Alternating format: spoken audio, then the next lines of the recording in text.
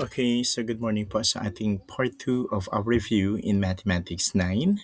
So, ang coverage po nito is same pa din po ng coverage ng quarter 1, but the format of assessment is computation. So, start po tayo sa number 1. So, two parallel lines P and Q are cut by a transversal. One of the corresponding angles measures 72 degrees. The task is to determine the measure of the following. First, an alternate interior angle. B, corresponding angle. C, a same side interior angle. So, subukan niyo po muna for 10 seconds. So, alamin po yung letter A, an alternate interior angle. In 10 seconds, go.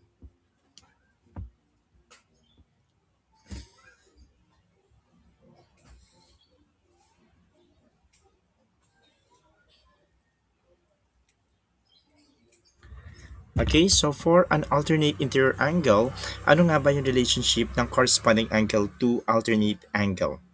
Alternate interior angle. So the relationship between the corresponding angle is that the alternate interior angle is congruent to corresponding angle. So tandaan niyo po that kung given po ang corresponding angle, tapos sinahanap po yung alternate interior angle, they are congruent. Since they are congruent, the measure is equal.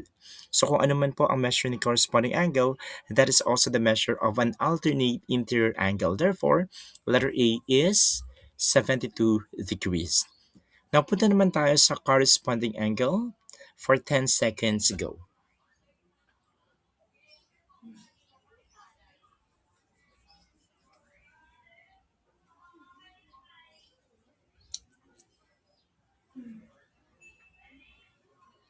Okay, so for corresponding angle, so given corresponding angle, take note po that corresponding angles are equal.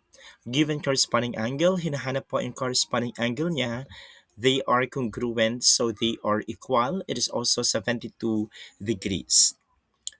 How about for a same side interior angle? 10 seconds go.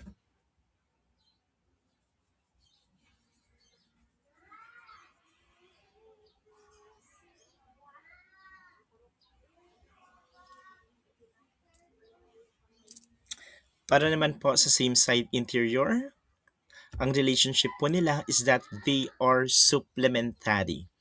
Corresponding angles and same side interior angles are supplementary to one another. Since they are supplementary, the measure is equal to 180 degrees. Since the corresponding angle is 72 degrees, ano kaya yung pwede nating i-add sa 72 to make it 180? So 180 minus 72 is 108 degrees. That is the side of the same side interior angle. Number 2. Two parallel lines P and Q are cut by a transversal. One of the corresponding angles measures 68 degrees. Our task is to determine the measure of an alternate interior angle corresponding and same side interior angle adjacent to the given angle. So we'll give you 10 seconds again to answer pa.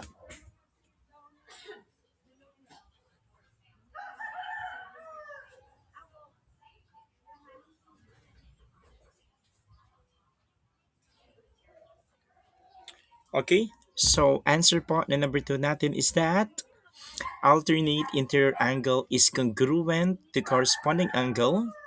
So the measure is equal to, we have 68 degrees also.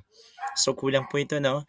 So una, alternate interior angle, that is 68 degrees.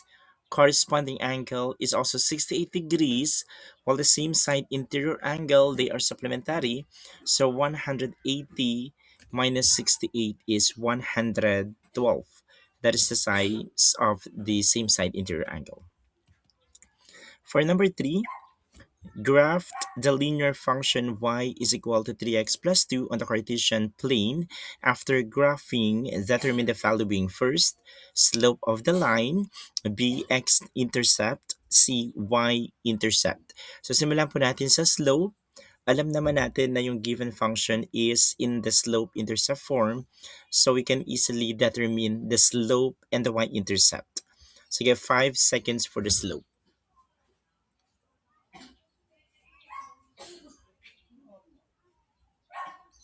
Okay, so our slope is kung sino po ang kasama ni x, and that is 3. Slope is equal to 3. How about for the x-intercept? So para mahanap po ang x-intercept, we let y is equal to 0. So yung function po natin, yung y po dyan gagawin nating 0, then compute for x. 10 seconds go.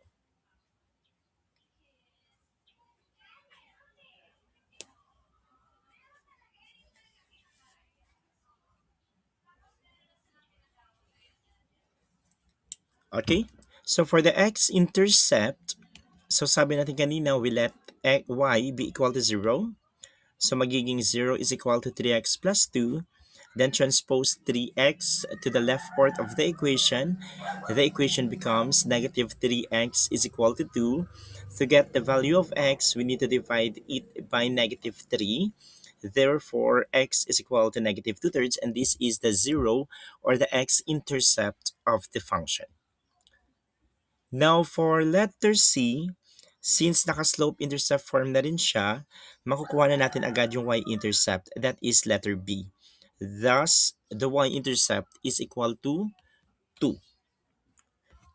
Since the task here is the graph, so i-graph natin using Cartesian coordinate plane. Kahit gamitin na lang po natin yung dalawang intercept, the x and the y-intercept. So simulan po natin sa y-intercept. So b is equal to 2. So ibig sabihin po, ang coordinate ng y-intercept is at 0, 2. 0 yung x. So mag-start tayo sa origin. Then we will move 2 units upward since our y-intercept is positive 2. This is our y-intercept. Then for the x-intercept, since we let y is equal to 0, the coordinate of this point is negative 2 thirds 0. Okay, so mag-move tayo ng 2 thirds to the left. Okay, since the x-intercept is negative, then wala tayong movement sa either up or down because y is equal to 0. This is now your x-intercept. Then we will connect the 2 points. This is now the graph of y is equal to 3x plus 2. For number 4, the figure shows two parallel lines P and Q cut by a transversal R. The angles are labeled 1 to 8. Your task is to identify the relationship of the following angle pairs. So meron po tayong tatlo dyan. Alamin lang po kung ano yung relationship ng dalawang pairs, ng angles rather. Sige, start po tayo sa letter A, 5 seconds ago.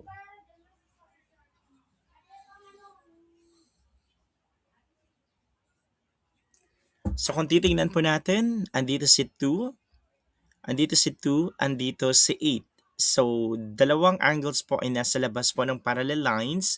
So, this is exterior and at the same time, they are on the same side of the transversal. So, the answer is same side exterior angles. How about for letter B? Angle 1 and angle 4. 5 seconds.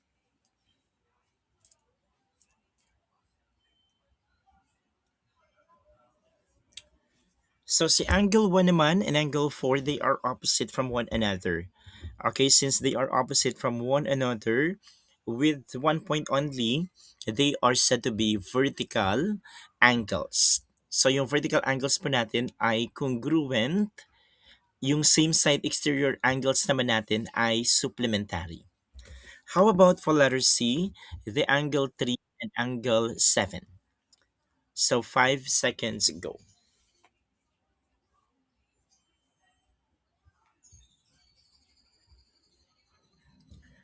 3 and 7. So same relative position. This is corresponding angles. Letter C is corresponding angles. Number 5. The figure below shows two parallel lines L and M cut by a transversal T. The angles are labeled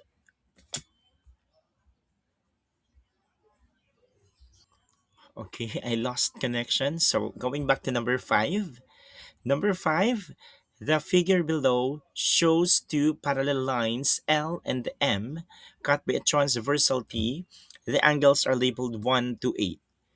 Your task is to identify the relationship of the following angle pairs. Simulan po natin sa letter A, angle 1 and angle 7. 5 seconds ago.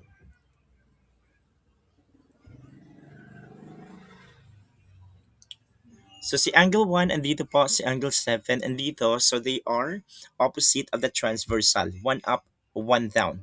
So kung one up, one down of the transversal, they are alternate. So si 1 at 7 po ay nasa labas ng parallel lines, they are exterior.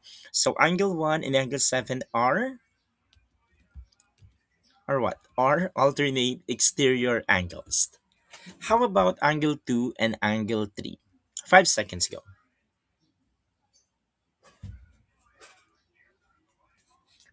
Okay, so angle 2 and angle 3. Magkalapit sila, di ba? They are adjacent. Okay, so adjacent angles are said to be linear pair. Kung linear pair po sila, the sum is equal to 180 degrees. They are supplementary. Yung alternate exterior naman natin, they are congruent. How about for an angle 5 and angle 3? 5 seconds go.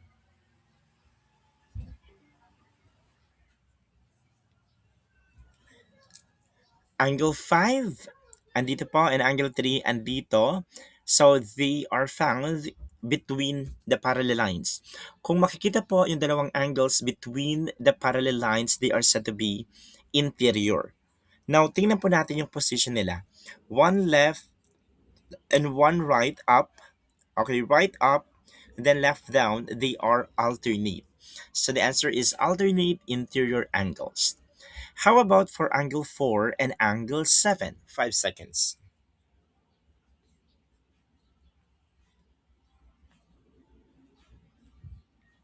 Okay, sa angle 4 naman and angle 7 po ay makikita po sa same side of the transversal and at the same time nasa labas sila, so they are same side exterior angles. Number 6.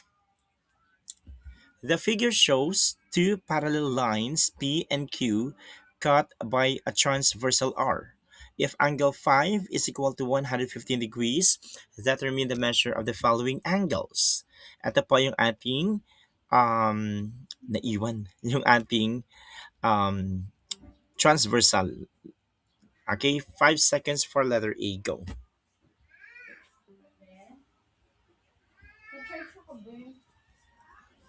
Now, sa relationship po ni angle 5 and the angle 1, they are corresponding angles.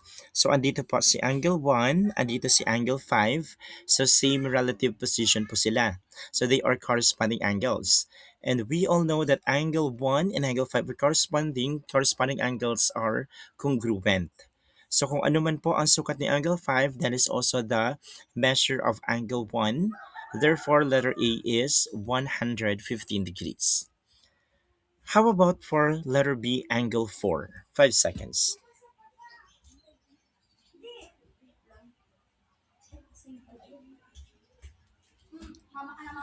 Now, kung titingnan naman natin yung relationship po ni angle 5, andito si angle 5 at andito si angle 4, they are found between the parallel lines. So, they are interior. Okay? And when it comes to position, angle 4 is upright while angle 5 is down left. So they are alternate. Angle 4 and angle 5 are alternate interior angles. Ano naman po ang masasabi natin sa alternate interior angles? Alternate interior angles are congruent. So kung ano man po ang sukat ni angle 5, that is also the measure of angle 4. Thus, angle 4 is 115 degrees. How about for angle 8? 5 seconds go.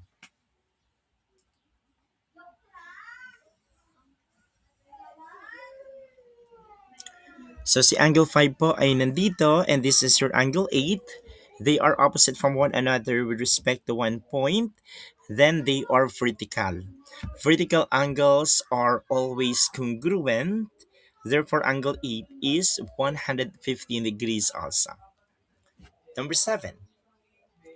So the figure shows two parallel lines P and Q cut by a transversal R. If angle 3 is equal to 125 degrees, find the measure of the following angles. Angle 1, angle 5, and angle 6. So dito nakikita na natin yung letter A.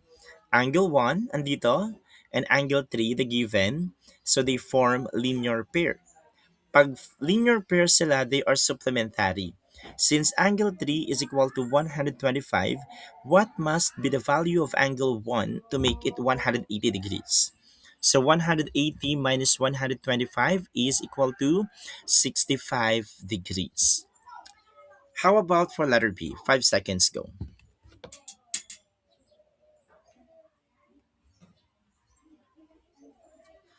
For letter B, angle 5 and angle 3. So makita natin that same side of the transversal, okay, at the same time between of the parallel lines. Therefore, angle 5 and angle 3 are same side interior angles. Now, ano naman po ang masasabi natin sa same side interior? They are supplementary. So whatever, or I mean, kung i-add po natin yung angle 3 and angle 5, the sum is equal to 180. So ano po yung angle 5? That is also 65 degrees. How about for angle 6? 5 seconds.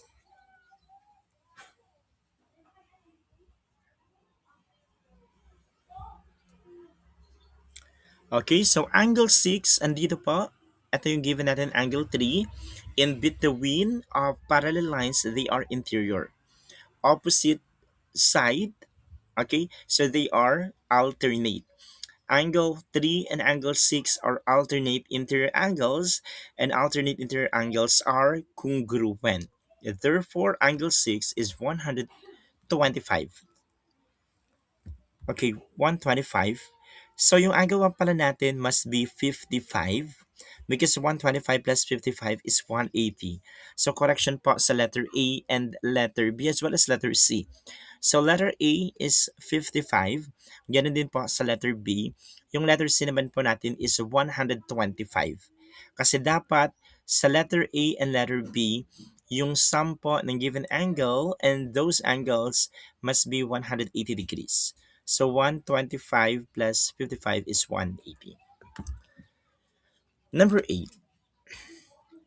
Study the relations below. Determine whether each relation is a function or not a function. Relation A, 2, 4, 3, 6, 4, 8, 5, 10, while relation B, 1, 3, 2, 5, 2, 7, 4, 9. So is these, are these relations function or not? Okay, so 5 seconds go. For relation A.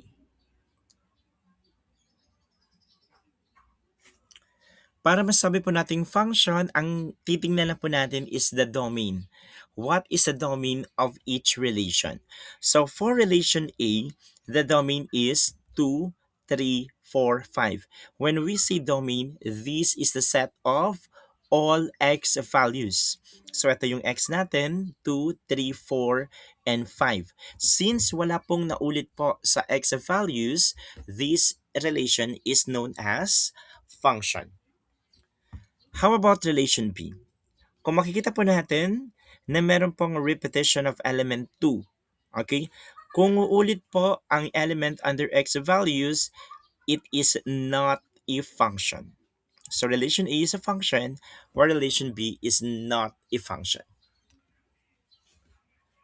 For number 9, okay, so this relation A, so 1, 2, 3, 4 yung domain. While in relation B, dalawang 2, there is a repetition of element under x values. Relation B is not a function. For number 9, the graph below represents a function. Your task is to analyze the graph and answer the following.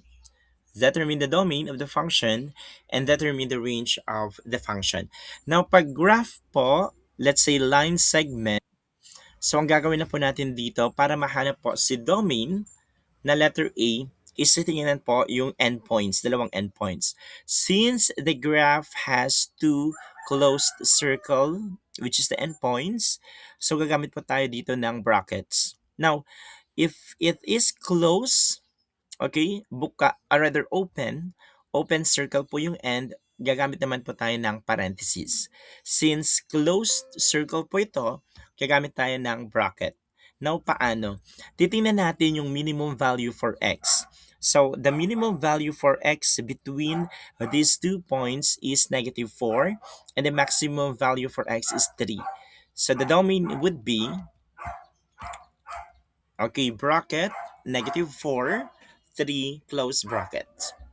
So the domain daw is said to be found between -4 and 3. I mean, from -4 to 3, because -4 and 3 are part of the solution set.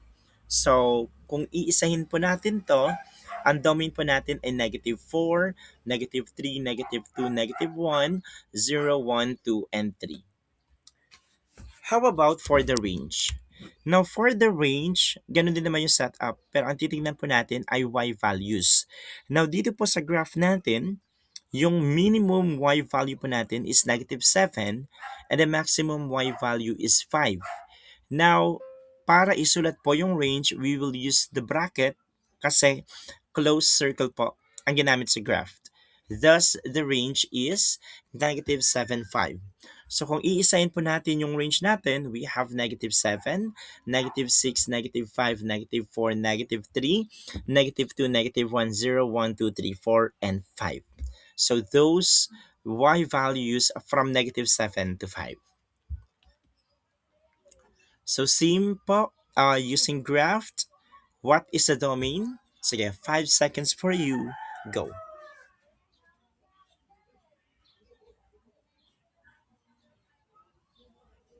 For the domain, titingnan lang din po natin yung graph. Okay, so this is a closed circle because shaded po yung endpoints natin. Now, between point 1 and point 2, the minimum na meron pong value is yung point 2. So, magsimula po tayo sa value ni point 2. Then, the maximum values are found on point 1. So, yung domain po natin, minimum is dito pala yung minimum sa left. So, minimum of domain is left and the minimum of y po ay nasa baba. So, for the domain, minimum value is -5 and the maximum is 7. So, this is the domain. And for the range naman, ang minimum po ay nasa baba, which is -9, and the maximum ay nasa taas, which is 3. And this is now the range. 11. So, same pa din. 5 seconds, hanapin po ang domain.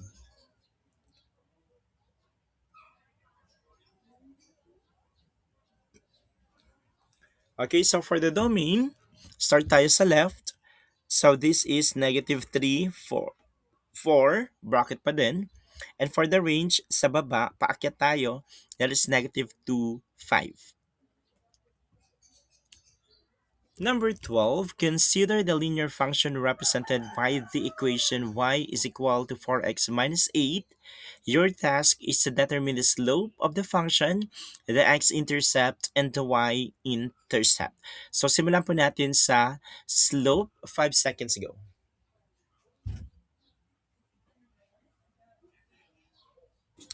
Okay, since yung given equation po natin is in the slope-intercept form, alam naman natin na kung sino yung kasama ng x, that is the slope. The slope then is 4. How about for the x-intercept? 5 seconds go.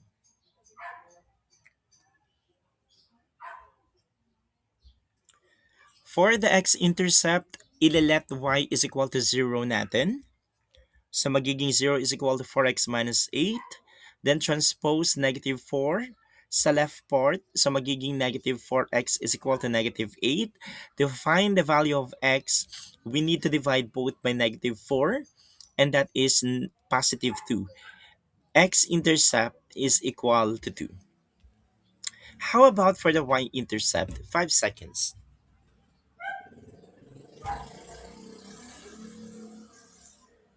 Katulad po kanina ng slope, naka-slope intercept form din po, no, yung given natin. So yung y-intercept po is the value of b. Therefore, y-intercept is equal to negative 8. Don't forget the negative sign. 13. This is the given equation.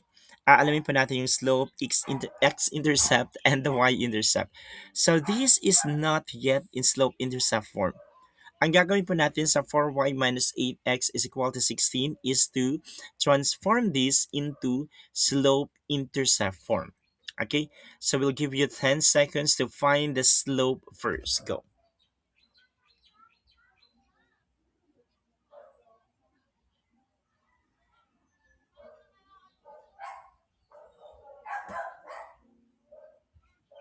Okay, so kung i-change natin siya in slope-intercept form, magiging 4y is equal to 8x plus 16. What we did here is transpose the negative 8x to the right part. So magiging positive 8x po. Then divide 4 both sides to get the value of y. Therefore, the slope-intercept form of the given linear function is y is equal to 2x plus 4. So makikita na po natin yung slope and that is positive 2. How about for the x-intercept? 5 seconds go.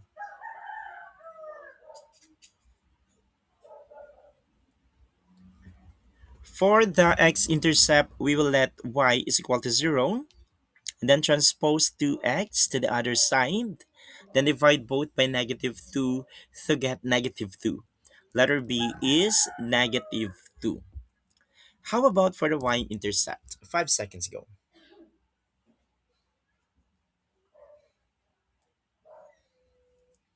So for the y-intercept, gagamitin po natin yung letter A kanina na slope-intercept form. And that is positive 4. So B is equal to 4. So last one, given function. Y is equal to negative 2x plus 6. Find the slope. 5 seconds go.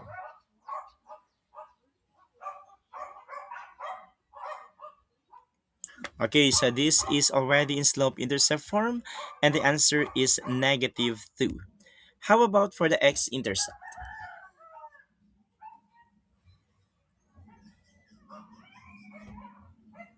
And for the x-intercept po, we will let y is equal to 0.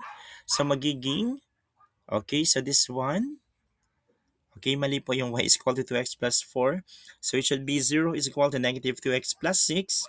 Transpose negative 2x to become positive 2x. Then divide both by positive 2 to get negative 3. So a is equal to negative 3. How about for the y-intercept?